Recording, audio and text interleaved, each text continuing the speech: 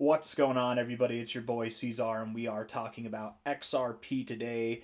It is the 10th day of November, and before we get into the standard analysis, I do want to talk about the hot topic that I'm sure everybody who's invested in XRP is aware of, is that we have a death cross, right? Which, let me explain what a death cross is, and we're actually going to go through the history of death crosses for XRP and just show you that this is really not a big deal. In traditional markets, in the stock markets, this is a big deal, but typically in crypto, it's actually not really a big deal at all. Death crosses really don't matter at all. A death cross, for those of you that don't know, is when you have the 50-day moving average. We're on the daily time frame, so that's the 50-day moving average and the 200-day moving average. When the 50, the white line, crosses below the 200, the yellow line, that's a death cross. When you cross above, it's called a golden cross. If you notice here today, we're up 8.5%. And I don't think that's any mistake at all. It's the day after the death cross confirmed. Typically, that's what happens. Notice here how we have the golden cross confirmed right here. What do? We topped off. This was a golden cross, right? Death cross implies bad things. Golden cross implies good things, right? Well, guess what? Golden cross happened, and we pulled back immediately thereafter. Death cross happened, and coincidentally, we're at our low point too, right? Our corresponding highs and lows, really, they've got it backwards. This should be the death cross. This should be the golden cross. You know what I mean? Like genuinely, that's how it should be. The last death cross that we had was right here. And we were at a topping point, relatively speaking. We did go lower, but wasn't bad, was it? We had a higher low. That wasn't that bad. It wasn't that big of a deal. Really, we just moved sideways. That death cross, in fact, if you bought at any point after this death cross happened, you were actually in a really good position for this next run up. We look at the death crosses that have happened in the past right here. Let's see. We had a death cross here. That was at a relative low point. We did go lower, of course, but then came back up, right? You had a golden cross here, and it didn't really matter at all. When you're moving sideways, these crosses probably have less significance, but let's go to our, the beginning of our bear market here even. Here you had a death cross, and that was actually at the low. By the time you had a death cross that meant anything at all, you'd already been well underway in your bear market, right? It's not that big of a deal. It's nothing to worry about, and I don't want to spend too much more time focusing on it. I just wanted to come on here and say, look, guys, beyond just taking my word for it, let's just look at the charts. It's really not that big of a deal. So if you're freaking out over this death cross, understand we're moving up today probably because of that, right? Probably because of the negative implications that it has, quote unquote, and we go inverse of that, right? We do the opposite of what the average person expects, and right now there's a lot of people who are freaking out that XRP crossed bearish, but nobody's referencing the time where it crossed bullish, where we had the golden cross here and we went down. Could we not do the same thing here, a bearish cross, but to the upside? I think that we will as time goes on. Anyways, getting to the standard stuff here. Let's look at the 1 hour time frame. We'll zoom out from there, okay? 1 hour XRP chart. We've got 10 hours, 20 minutes left in this day, the 10th day of November. Here we are moving up, looking good, okay? I want to look at something with some volume on it, actually.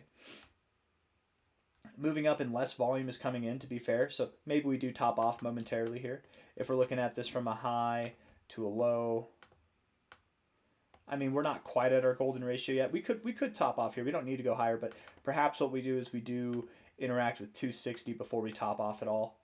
But we're also at prior resistance points here. I mean, it's close enough. I would say, here we are at 256. If we go up to 260, fine. But I wouldn't expect that we just continue rallying like this right now. I would think that we find some turbulence here. We probably find support between 250 and 240. And then we'll continue to rally. That's my thoughts there, mainly because the RSI is so overbought. The stochastics have been overbought for a while, and the MACD is looking very good as well, but you do have bearish divergence here. You have no negative side effect to that. So I would think $2.50, maybe to $2.40, that would be the outcome that we have ahead of us. We probably do pull back, going into the end of this day here. We have about 10 hours left in.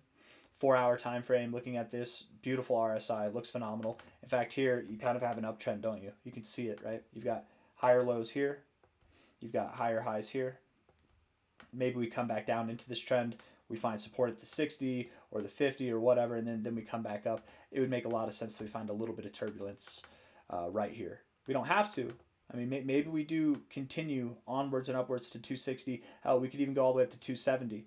But and depending on where we go, if we top off here, the odds that we find support between 250 and 240 are good.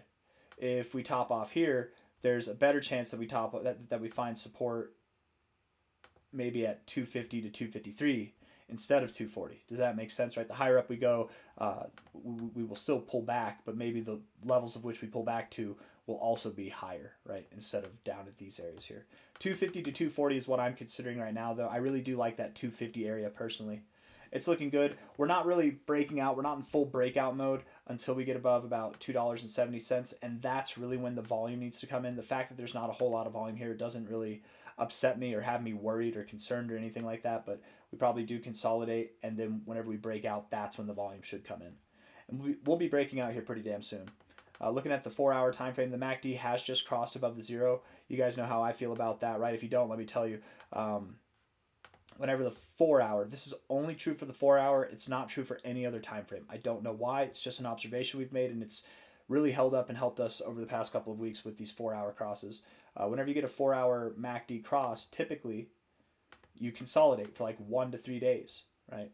And we did cross here. We're moving up a little bit more, and that's common enough. But I wouldn't be surprised at all if we came back down again to like that 240 area. We might consolidate between net now in the next 2 or 3 days. We really could. 1 to 3 days is typical as far as consolidation goes whenever you do break above the zero. So sometime over the coming days, we'll pull back. And then sometime, maybe Tuesday or Wednesday, we should be moving up higher again. Maybe if not Tuesday or Wednesday, then Thursday.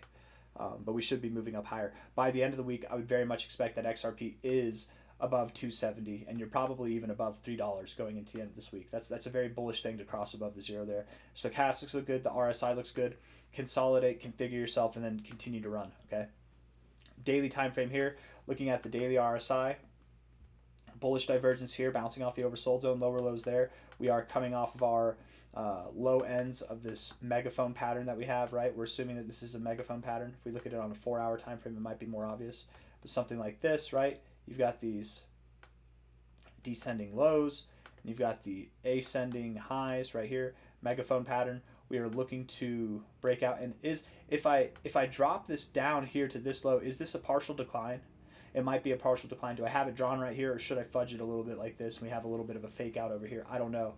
But however you want to draw it, I definitely think that there are some bullish implications here. When we break out, whenever we do break out, whatever this broadening bottoms measure move would be, it does take us to about the all-time high area there. So I do think once we get above 270, it's shortly thereafter that we will see $3.60 to $3.70, maybe even $3.80, something like that, around our all-time highs, okay? Daily time frame, MACD is bullish divergence. We're seeing that move play out now. Stochastics look good. This would suggest we have days, weeks of growth to come. And then the RSI also looks very good as well. I mean, overall, to be fair, it looks kind of neutral and sad, but you look good right here. You look like you're postured to the upside, almost as if you're in a ascending channel, right, with higher highs and higher lows, something like that. You might be heading to the overbought zone sooner than we think here. Zooming out a little bit more on the weekly time frame. The weekly RSI is at the same area that we found support really over the past year or so, a little bit over a year. Even before then, we've actually actively found support at this area in the RSI throughout this whole cycle, really. So finding support there is nice. The MACD came very close to the zero, and that's actually a perfect area to find support. The stochastics are right at the 50, perfect area to find support as well. We found support at the 50 several times throughout this cycle. Just everything suggesting on a weekly time frame, regardless of the little stuff. We're at 255 now. Do we go to 240, 250, whatever? The little stuff set aside. The big stuff is saying, hey, we've reset, we're ready to go, and we are going to break out.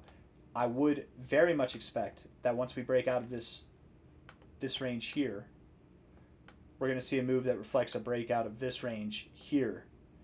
And the move therein that I would anticipate would be something on the lines of a expansion that takes us to about $14, maybe just below $14, maybe just above $14, something around there.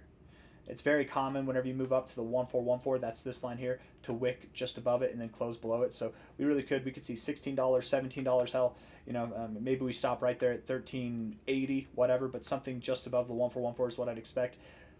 If you can't get on board with that and that sounds crazy to you, then just understand that the minimum target, the true minimum target is $8.37, okay? And from here, that's still a 3.3x for XRP, a 3.2x. But I really do think that we're going to see something more on the lines of a 5x or more going into the end of this year. If we're not at 1356 or higher by the end of this year, then likely we see those prices in January. I don't really have any expectations as far as timing goes with this. I shouldn't say that. My expectations with timing are flexible. Okay, I don't imagine that we'll be here by the end of November. By the end of December, I could see it happening. Or again, if it happens by the end of January, that is totally acceptable as well. As far as exact timing, though, I don't know. Sometime in December, probably late December. Sometime in January, maybe as late as like mid-January. I'm thinking late December to mid-January. That's when we would be up at this area. And we've been expecting this area for a long time, right? I have some people, some trolls in the comments who are like, and when we're there, I bet you'll say, I called it, I was right. You guys must not be watching the channel. You must not have seen my content for too long, because I don't normally brag about being right whenever I am right. And then for number two, I'm certainly not going to brag about it once we're up here. It'll be nice. We'll celebrate. We'll pop the champagne. We'll have a little live stream party. It'll be fun once we get up here. But we've been expecting these prices for months, right? We thought these would happen for months, but crypto's been tied up for a while, right? I'm sure I'm not the only person who expected since July that we'd see new all-time highs for XRP. But that happens, man. Yeah, I definitely will not pretend that we got this right. We got the call right overall. Whether it happens in January of 2026 or July of 2025, I'm sure the people who've been holding this whole time and stacking, they're really not going to care.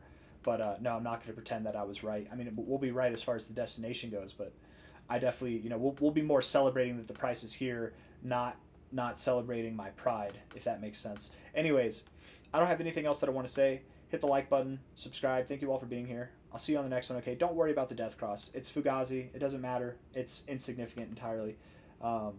Really, maybe the only